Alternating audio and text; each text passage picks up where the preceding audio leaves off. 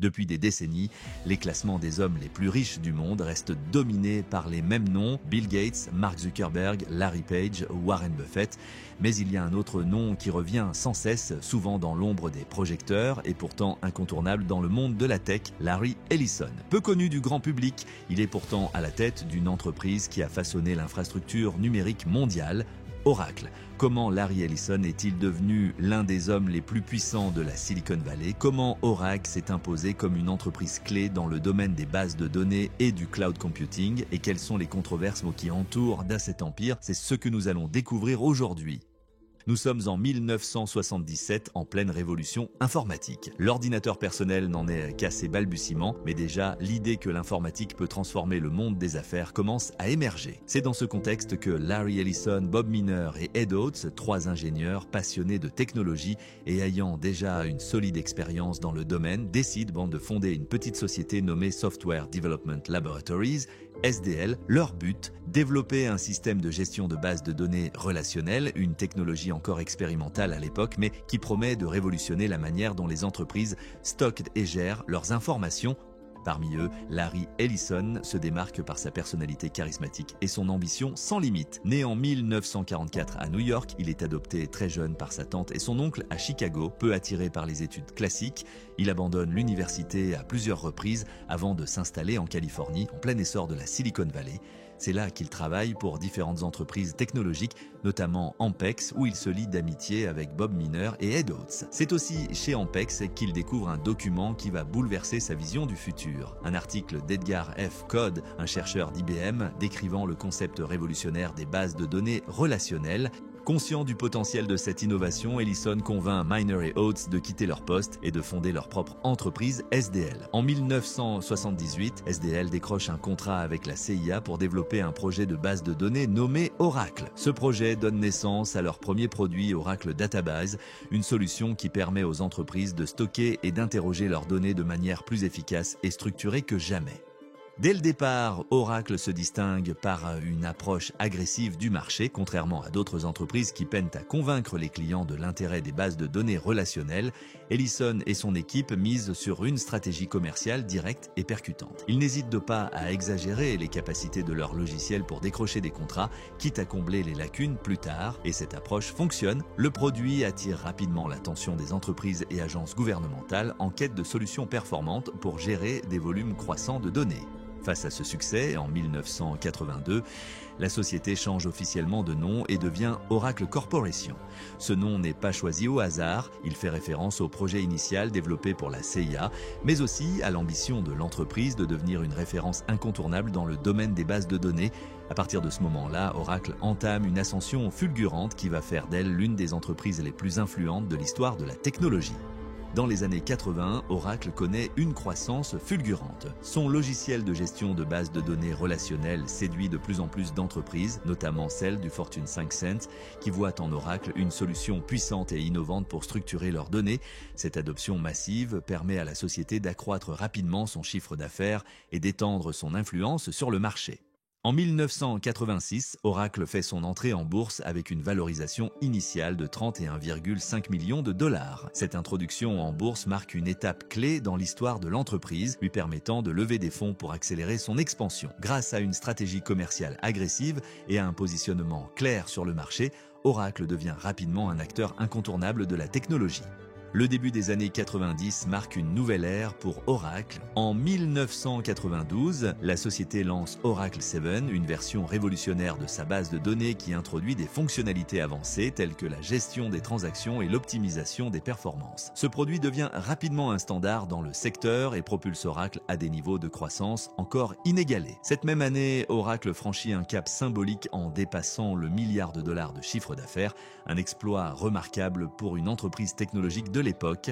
Larry Ellison, visionnaire et stratège redoutable, impose une culture d'entreprise extrêmement compétitive. Il prône une approche centrée sur la performance et l'innovation, encourageant ses équipes à repousser sans cesse les limites du possible. Sous sa direction, Oracle adopte une politique de rachat stratégique, acquérant de nombreuses entreprises pour élargir son offre et éliminer la concurrence. Cette stratégie permet à Oracle de dominer le marché tout en évoluant avec les besoins de ses clients. Plutôt que de se reposer sur ses acquis, Ellison comprend très tôt l'importance de l'innovation d'innovation continue et de l'adaptation aux nouvelles technologies. L'entreprise se positionne ainsi comme un acteur clé dans l'évolution de l'informatique d'entreprise, posant les bases de son futur empire technologique. L'empire des acquisitions d'Oracle est impressionnant. Parmi ses rachats les plus marquants, PeopleSoft en 2005 pour 10 milliards de dollars, renforçant sa position dans le secteur des logiciels de gestion RH. Siebel Systems en 2006 pour 5,8 milliards de dollars, un leader du CRM. Sun Microsystems en 2010 pour 7,4 milliards de dollars, un coup stratégique permettant à Oracle de mettre la main sur Java et MySQL, ainsi que NetSuite en 2016 pour 9 milliards de dollars, consolidant sa présence dans le cloud computing et les solutions ERP basées sur le Software as a Service. Grâce à ces acquisitions, Oracle étend son influence bien au-delà des bases de données et devient un acteur incontournable du cloud computing, du matériel informatique et des logiciels d'entreprise. Oracle équipe certaines des plus grandes entreprises et institutions mondiales. Grâce à ses solutions robustes et performantes, l'entreprise est devenue un acteur clé dans des secteurs stratégiques comme la finance, la défense et la haute technologie. Parmi ses clients, on retrouve Amazon. Malgré la concurrence entre Oracle et AWS, Amazon utilise encore les bases de données Oracle pour certaines parties critiques de son infrastructure. Tesla, le constructeur automobile, s'appuie sur Oracle Cloud pour gérer les données de production et l'optimisation des véhicules connectés. Le Pentagone, Oracle fournit des solutions essentielles pour l'armée américaine, notamment pour la gestion de données sensibles et les infrastructures informatiques stratégiques. Les banques et assurances, 98 des 100 plus grandes banques mondiales utilisent Oracle pour gérer des milliards de transactions chaque jour avec des normes de sécurité strictes.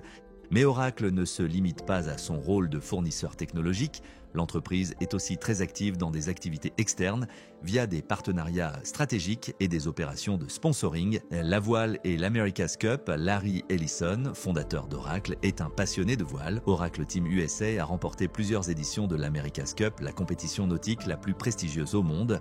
Grâce aux technologies de simulation et d'analyse de données d'Oracle, l'équipe a pu améliorer la conception de ses bateaux et optimiser ses stratégies de course. La Formule 1, Oracle est le sponsor principal de l'écurie Red Bull Racing, permettant à l'équipe d'optimiser ses performances grâce aux données analytiques en temps réel. Oracle Arena, l'ancienne salle des Golden State Warriors, portait le nom d'Oracle pendant plus de 15 ans, témoignant de l'implication de l'entreprise dans le sport de haut niveau. Et des partenariats académiques, Oracle collabore avec des universités et instituts de recherche pour promouvoir l'intelligence artificielle et le cloud computing. Avec une telle clientèle et des partenariats d'envergure, Oracle ne se contente pas d'être un géant des bases de données. Il s'impose comme un véritable pilier du numérique mondial, influençant aussi bien le monde des affaires que celui du sport et de l'innovation. Mais Oracle n'échappe pas aux controverses. Plusieurs scandales ont marqué son histoire. Procès contre Google. Oracle a poursuivi Google en 2010 pour l'utilisation de Java dans Android. Après 10 ans de bataille juridique, la Cour suprême des États-Unis tranche en faveur de Google en 2021. Accusation d'espionnage. En 2000, Oracle est accusé d'avoir engagé des détectives privés pour espionner des groupes opposés à Microsoft. Gestion contestée des employés. Oracle était régulièrement critiqué pour sa politique salariale et ses suppressions de postes. Mais Oracle doit aussi faire face à une concurrence féroce. Parmi ses principaux rivaux, on retrouve Amazon Web Services, le leader du cloud computing qui concurrence directement Oracle Cloud. Microsoft, avec ses solutions Azure et SQL Server, Microsoft est un concurrent historique d'Oracle dans les bases de données et l'infrastructure cloud. SAP, un acteur clé des logiciels de gestion d'entreprise, en concurrence directe avec Oracle dans l'ERP. Salesforce, leader du CRM basé sur le cloud, Salesforce rivalise avec Oracle dans la gestion de la relation client. IBM, autre géant des bases de données et de l'intelligence artificielle, IBM reste un concurrent indirect mais puissant. Malgré ses controverses et cette concurrence acharnée, Oracle continue de croître et d'imposer son modèle, s'adaptant constamment aux évolutions technologiques et aux besoins du marché. Aujourd'hui, Oracle est une puissance mondiale dans le domaine de la technologie, avec une capitalisation boursière de plus de 300 milliards de dollars et un chiffre d'affaires annuel avoisinant les 50 milliards de dollars. L'entreprise continue d'étendre son influence. Son virage stratégique vers le cloud avec Oracle Cloud Infrastructure lui permet de rivaliser avec des géants tels qu'Amazon Web Services et Microsoft Azure. Pour soutenir cette expansion, Oracle dispose d'un réseau impressionnant de centres de données. Actuellement, l'entreprise opère dans 50 régions cloud publiques technologiques répartis dans 25 pays, offrant plus de 150 services cloud. En France, Oracle a renforcé sa présence en inaugurant un deuxième data center à La Courneuve, après celui de Marseille, ouvert en 2021, démontrant son engagement à fournir des services de proximité à ses clients européens. En janvier 2025, Oracle a annoncé une collaboration majeure avec OpenAI et SoftBank dans le cadre du projet Stargate. Ce partenariat prévoit un investissement massif pouvant atteindre 500 milliards de dollars sur 4 ans pour développer des infrastructures d'intelligence artificielle aux États-Unis. Le premier centre de données de ce projet est en cours de construction à Abilene, au Texas, avec un budget initial de 100 milliards de dollars. Cette initiative vise à renforcer la position des États-Unis dans le domaine de l'intelligence artificielle et à créer plus de 100 000 emplois. Larry Ellison, le cofondateur d'Oracle, reste une figure emblématique de l'industrie technologique. Avec une fortune estimée à plus de 100 milliards de dollars, il est l'une des personnes les plus riches au monde. Sa vision stratégique et son leadership continuent de guider Oracle vers de nouveaux sommets. Cependant, l'avenir d'Oracle n'est pas sans défi. La concurrence dans le secteur du cloud et de l'intelligence artificielle est intense et la transition vers ces nouvelles technologies nécessite des investissements continus et une capacité d'innovation constante. Néanmoins, avec des partenariats stratégiques, une infrastructure robuste et une direction visionnaire, Oracle semble bien positionné pour relever ces défis et façonner l'avenir de la technologie. En attendant, dites-moi en commentaire ce que vous pensez d'Oracle et de ses stratégies. Pensez-vous qu'ils domineront toujours le marché dans 10 ans? Dites-le nous en commentaire et n'oubliez pas de vous abonner et de liker la vidéo si celle-ci vous a plu. Et moi je vous dis à bientôt